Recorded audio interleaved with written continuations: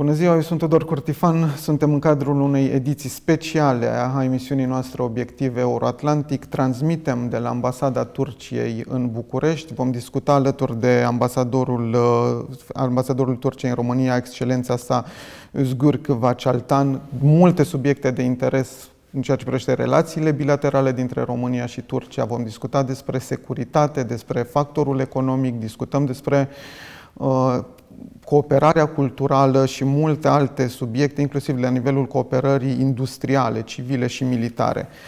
Ambassador, thank you for accepting our invitation. Thank you, Tudor. It's a pleasure to have you at our show. Thank you for having us here in this very beautiful Turkish corner in the middle of Bucharest. It's a pleasure for us.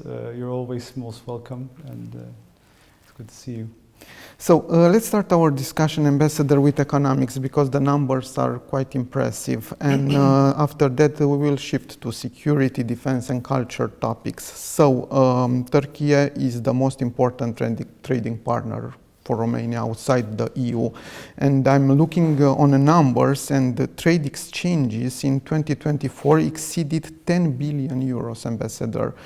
So Turkey is being the first destination for Romanian exports, and this is quite impressive. But I bet we are already aiming to the next level of this cooperation. That's very true. Thank you for raising this. I think Turkey and Romania has a strategic partnership since 2011, and I think this is a comprehensive partnership. Maybe we are the most comprehensive partner of Romania, and we're proud about this. And a major component of this is our economic ties.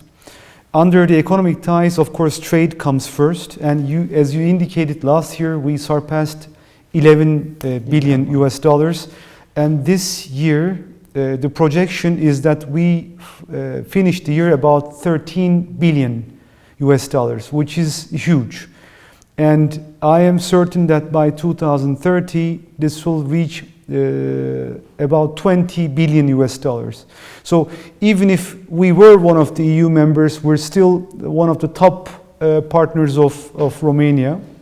And this year, we have a healthy rate of increase. Actually, in the year 2025, Romanian exports to Turkey is increasing more than our exports to Romania. This is wonderful, so we support this, of course. Speaking about security, Ambassador. But maybe I can also tell you about the investment because our economic ties are multifaceted. So beyond trade, we have a lot of Turkish companies investing in Romania. Now this has reached about $8-9 billion of worth. And it is not in finance or some sort of other issues. It is in economia reala. So it's in factories for automotives, factories for food processing, factories in the field of course, armaments is now coming. We will touch upon this issue. Yes. But since the revolution, 20,000 companies by Turkish investment or in partnership with Romanian partners were established here. Ford Craiova, Beko are among these factories. So this is only on the increase. Now another field is energy. A lot of companies from Turkey are investing in photovoltaic and also windmills. Maybe we'll discuss upon this later on. Sure. This is a major area. Turkey is the biggest destination for Constanța port. 19.5% of any goods coming in and out to Constanța is destination Turkey. So this is how close we are. And of course, which is also important in terms of economy, we have a major connection between our countries that helps economy. That's the airlines, Turkish Airlines, Tarom, now Anima Wings, Pegasus, Sun Express By 2026, from Romanian Bucharest and other cities, beautiful cities in Romania, we will have more than 70 regular flights to Turkey and Istanbul per week. If you add charters, it will be more than 100 flights. This is major. This is huge. So this means it's like a highway in the air. And I'm very glad about this. We can, of course, talk about tourism, which is important. Last year we had 1.2 million tourists from Romania. And to be honest with you, I would like to see as many Turkish tourists in Romania, because Romania has a giant potential. It's a beautiful country, multe, mare, you have everything. And the Turkish tourists now, they have a higher income and they want to travel to places. I mean, think of this. For Serbia, Turkish tourists are number one. To Greece, maybe there will be 1.5 million Turkish tourists in this year. Why not to Romania? But we need to fasten the processes for visa for the Turkish tourists, because they have the will to come to Romania. They're well-to-do, but they can't take, I mean, it takes a very long time to take the Schengen visa. If this is solved, then this will be, I think, a major opportunity for the Romanian tourism market as well. Of course, and speaking about tourism, I think every family in Romania has a relative or a connection of somebody who is traveling to Turkey or making his holidays there, and this is huge. We're happy about that. Yeah, but speaking about our strategic partner, Ambassador, what's the next step in this partnership? Because we are very close, even in a political way, you know, our governments and so on. What's the next step to develop our partnership? Our strategic partnership is actually not new.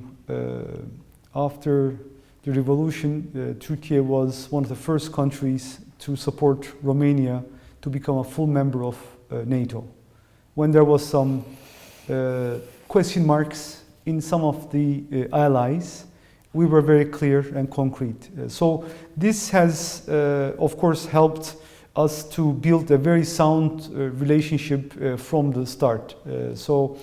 In 2004, Romania became a full member in NATO. In 2007, a full member to EU, so this is wonderful. In 2011, we became officially strategic partners. We signed an agreement. And last year in 2024 in Ankara, we held the first round of Strategic Cooperation Council meeting, which is essentially a G2G meeting between our governments. So on our side, our president was hosting this, and on the Romanian side, it was Prime Minister Ciolacu at this time. We are planning now with our Romanian partners for our president to visit in 2026, of course, for a state visit. President Nicu Șordan is going to host us, but also with Prime Minister Bolozhan, maybe the second round of this G2G format is going to be convened.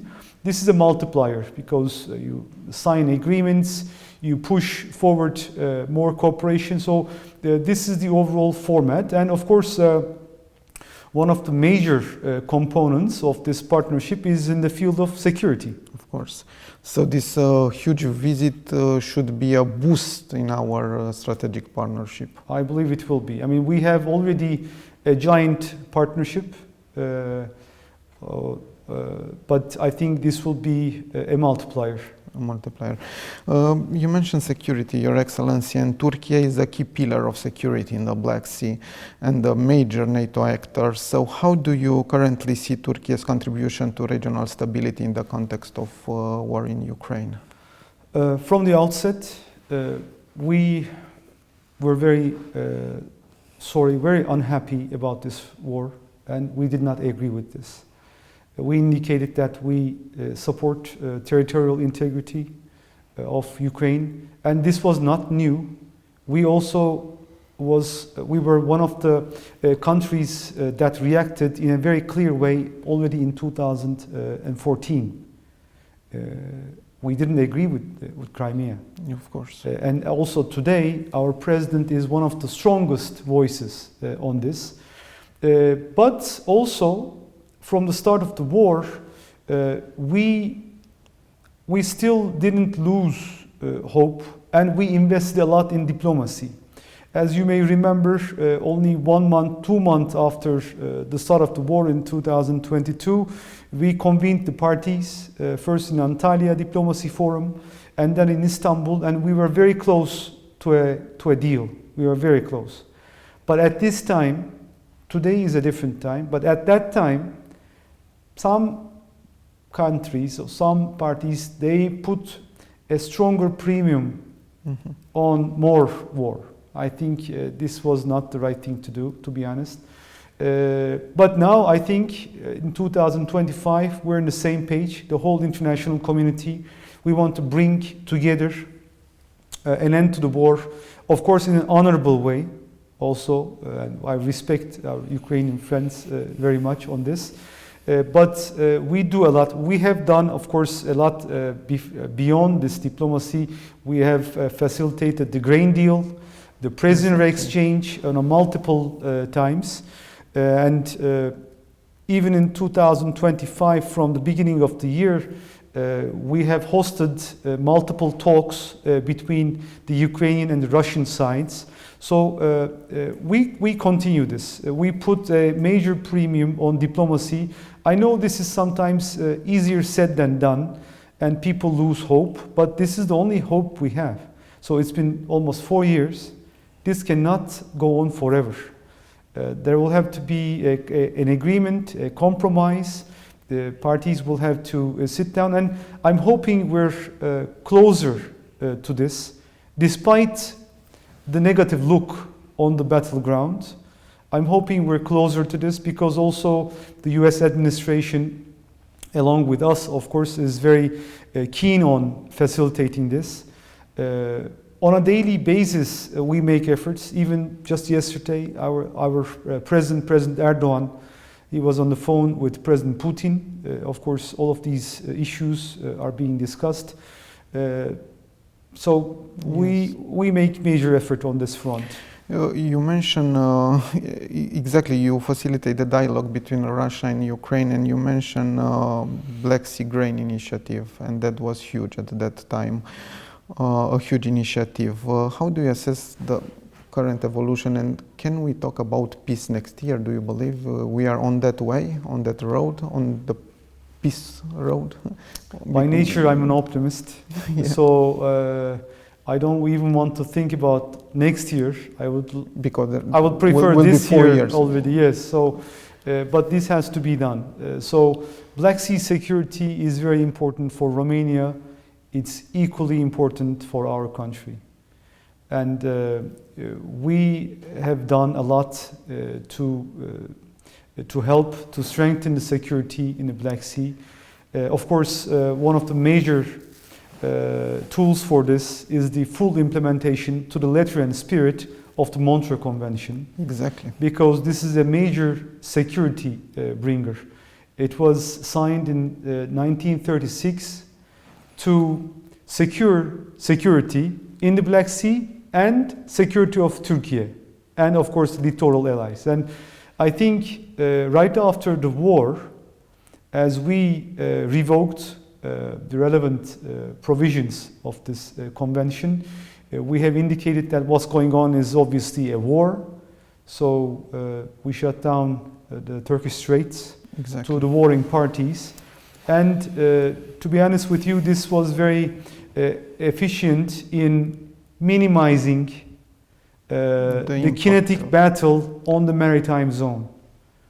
And even we asked the warring parties to kindly keep their Black Sea fleets that are already outside the Black Sea, not to enter and not to further deteriorate the battle situation. So, and I think this was a major acquisition, despite the ongoing war and on the land. But also, For Black Sea security, one of the pillars of our policy is to develop regional ownership.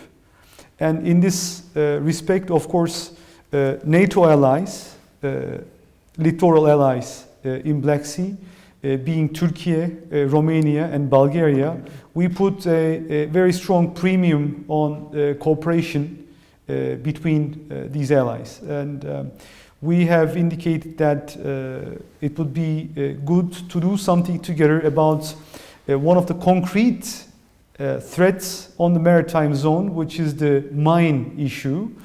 And we have negotiated the details in 6 months, and in 2024, July, we have started this operation MCM Black against the mine threat. And now we see from a Turkish perspective, and I think there is a lot of will also on the side of our Romanian and Bulgarian friends to expand the scope of this operation to cover, issues like search and rescue, some important issues like critical energy infrastructure protection, because Romania has Deep Neptune, we have Sakarya. We will talk about that. We have commonalities there, and I think that's very. Of course, under the umbrella of NATO, Turkey and Romania are doing a lot.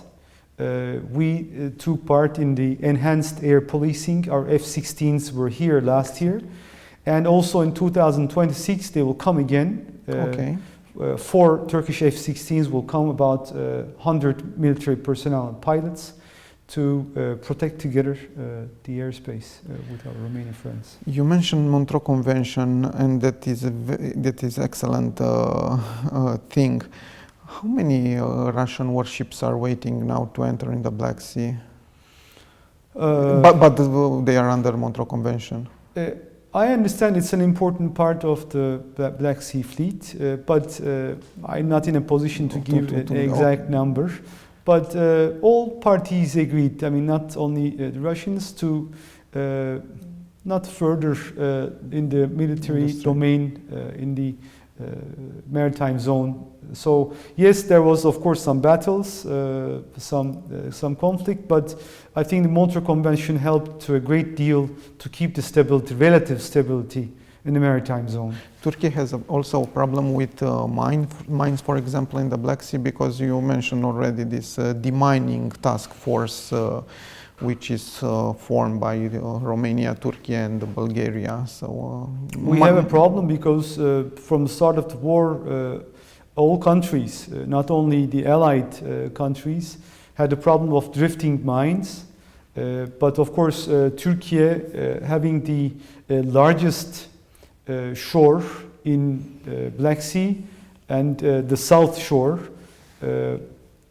all the mines are flowing towards Turkey. Yeah.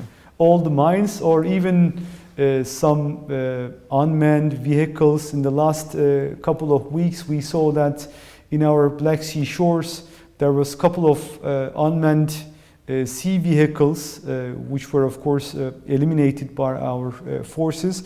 But this is a big problem. So I think the NATO allies of Black Sea should do more together. It's very effective and very useful, but also symbolically, it's important that these 3 allies can work together in the Black Sea zone. So this is what we're doing, and I think there's will on the side of all 3 countries to do more on this. Romania and Turkey, Your Excellency, are cooperating very well in the defense industry as well. And soon we will have a Turkish corvette here. And I want to mention that this will be the first new and modern warship in 35 years for Romania. So it's huge. As I said, Tudor, we're natural allies. Not only we're allies inside NATO, and we're allies from history, from the Balkan Entente, in Interbellica zone. We have not been new allies. So NATO is only strengthened this alliance between us.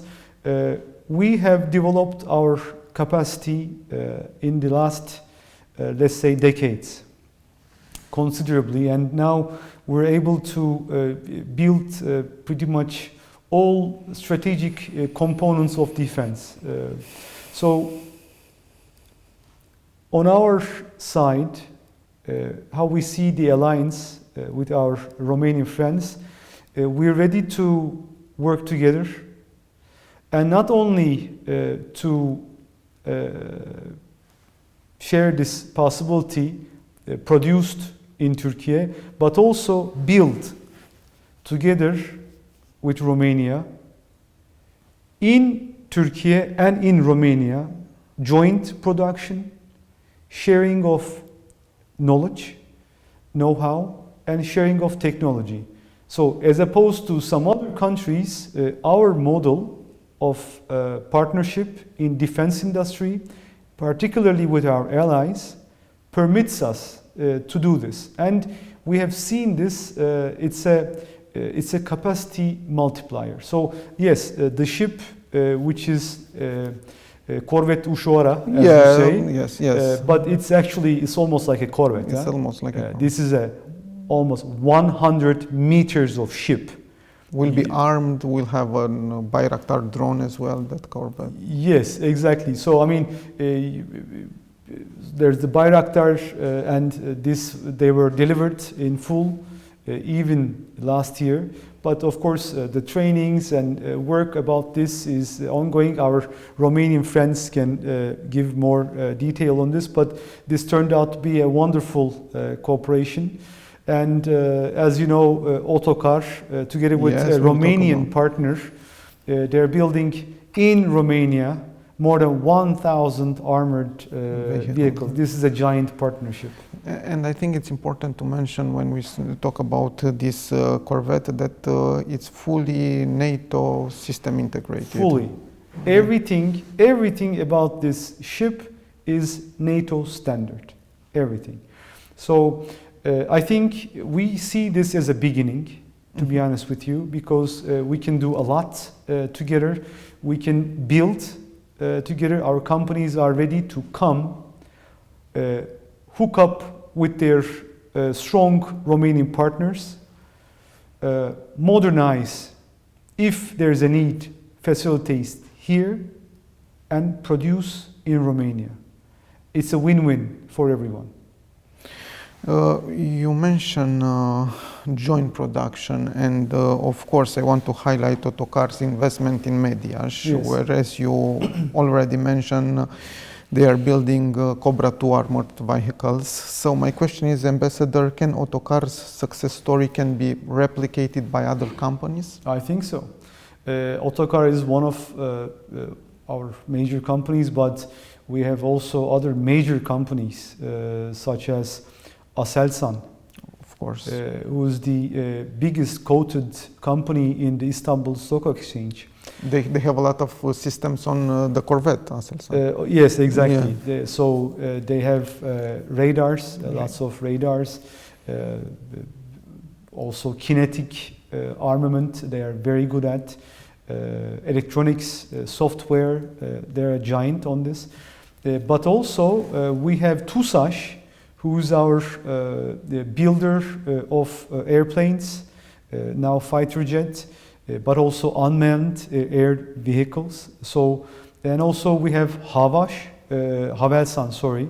So Havelsan is also a drone builder, and they're very good in software, in integrating softwares and hard materials, of course. So Baykar, as you know, they're already a big partner for Romania. So they can do MKE, Makine Kimya Elektrik.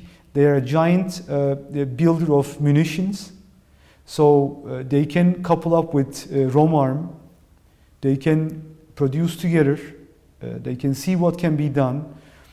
So we have shipbuilders such as Asfat, who is the builder of the Corvette Ușoară. Yeah. So they are ready to talk with our Romanian colleagues. Can we continue this partnership to build more together? Build frigates, modernize frigates, build corvettes, build unmanned sea vehicles in Romania and Turkey together. So all of this, it gives us a giant potential. And if we can do even 20% of what we're talking about, this is a major win-win for everybody. Unmanned sea vehicles are an emerging technology, so Yes. will be very important for all our countries. So it's a good news that your companies are willing to produce in Romania and to share the know-how, because and you have another advantage, the delivery time, which is crucial in those days. Tudor, we are 50 minutes away. Yes. If you asked for someone to bring you some baklava, they can bring you in 50 minutes. So, of course, this is also true for industry and defense industry. For example, Ford Craiova couples up very strongly with Ford Otosan, and they produce in Gölcük. So what they produce in Gölcük, they send to Ford Craiova. What they produce in Ford Craiova, they send to Gölcük. And this happens within the day. This is an amazing opportunity. So we can took this cooperation to the next level. Of course, not only in defense industry, but in civilian as well, because the civilian is very important. You mentioned already for Craiova, but I bet there are much more other examples. I believe so. Industry is picking up, energy cooperation yes, is picking up. Connectivity is very important. I think our countries, Turkey, Romania, and Bulgaria, if we work on our connectivity, this will be a major multiplier. So we need to build new roads between our countries, or expand the current road networks. We need to build new railways between our countries. We need to make it possible that fast train. Now we have hundreds, if not thousands of kilometers of fast train in Turkey. And we're ready to partner with Bulgaria and Romania to expand this network into Eastern Europe. Why should this be only confined to Western Europe?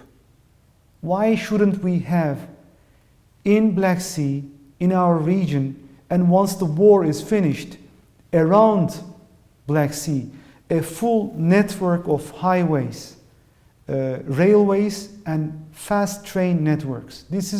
It's not a imagination. I think it's possible. I do believe, because infrastructure, as you may know, is not our strong point. So we can, you can share with us your know-how. A lot of companies are present. Here, and of course we can build together not only infrastructure, but the rebuilding of Ukraine process will be very important geographically. Turkey and Romania must be part of together, must be part of the process. The advantage with the Turkish builders, that they're very serious. They deliver. When they commit, they finish the job. They don't ask for more funds. And if they must, they ask for 1 or 2 months, maybe sometimes. Yes. If not, they finish on the spot. And there are major strategic networks are now being built by, of course, Romanian companies are very strong, and they have Umbrarescu, Erbașu, Concelex, very good companies, but the potential and Romania's requirement is huge. So the Turkish companies, and they're one of the best in the world, because we're number 2 in the world in terms of number of major construction companies in the top 250. So our most serious companies, our most successful companies are here. They're building the road in Buzău. They have built the southern ring of Bucharest. They will build the ring in Timișoara. They will build the Meseș tunnel. They are building the Sibiu-Pitești highway. Many years ago, they built a part of the Bucharest-Constanța road. So they know the Romanian market and they deliver on time. So this is, and as you indicated, I think this Turkish-Romanian partnership will be a major advantage to build also Ukraine, together with our Ukrainian friends, because there are also very good companies there. Despite the war, they are very resilient, and this partnership has a giant potential, in my opinion.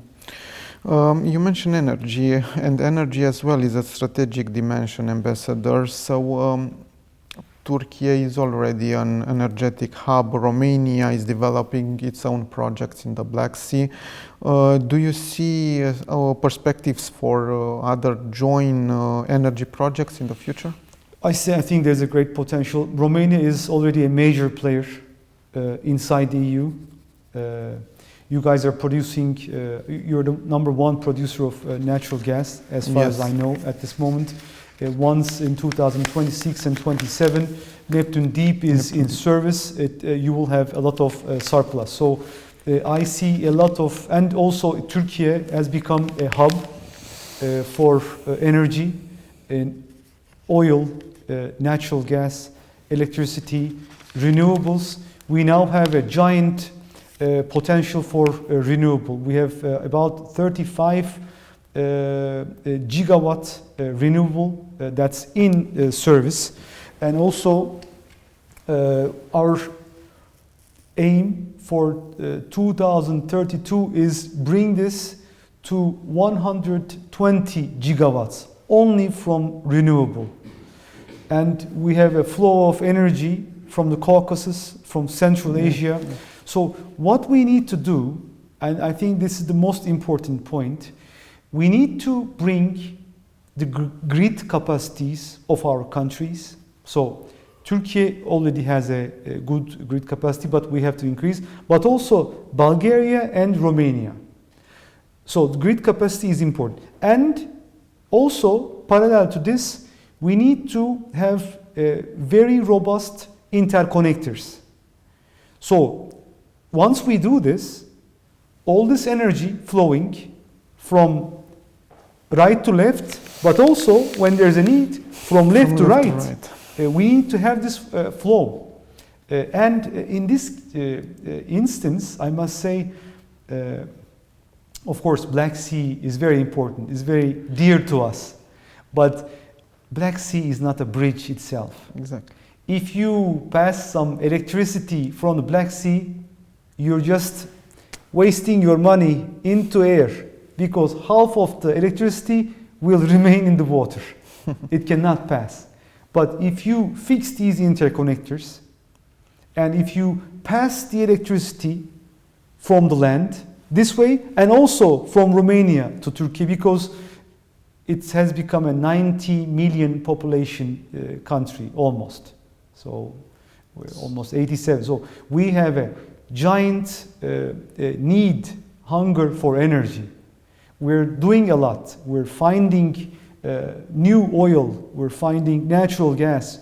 Our renewable sector is strong, but our need is also increasing. So I think there's a lot of room for partnering between Turkey, Bulgaria, and Romania. And our energy ministers are in contact regarding these issues. So this means resilience, Ambassador. This means resilience, because everybody's talking about resilience these days, but you are already doing that. So let's do that together. Because exactly, we're ready to do it together.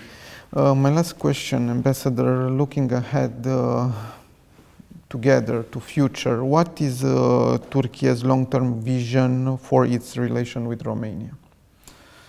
We want to increase our connection in every field. Look, there's a huge fact that in Romania there's a historical Turkish and Tatar community, and they're very happy here. they are proud to be Romanians, but also Romania is according them the liberty for them to be free in expressing themselves in their religion, traditions, language, their way of life. So I think this, for Turkey and the Turkish people, it has become a major item of confidence towards Romania. It's even, I think our businesses, they choose Romania because they see that they're welcome. And also, so this is a very important human-to-human contact. And now we have maybe almost 40,000 Turks who have arrived from Turkey after the revolution. And they are entrepreneurs, they are white collar, blue collar, they are the guy who is the CEO of major companies or banks. They're the guy who's cutting the döner on the corner, but these are law-abiding, respectful, tax-paying people who are making a wonderful, wonderful contribution to the social and economic life in Romania. So I think all of this, this human touch gives a wonderful foundation for our strategic partnership to flourish even more. Even the footballers, the football players from Romania, they have made a very sympathetic contribution to our relations. So it's Haji's son was born in Istanbul. Yes, Haji's son, and now he's playing in Alanya. Exactly. He scored the best goal I've seen in our football league in the recent years. I don't know, 25, 30 meters, and I was more happy than him.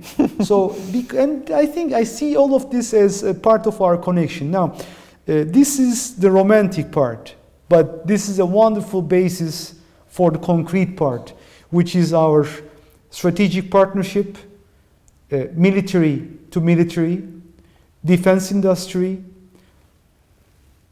industrial partnership, and trade.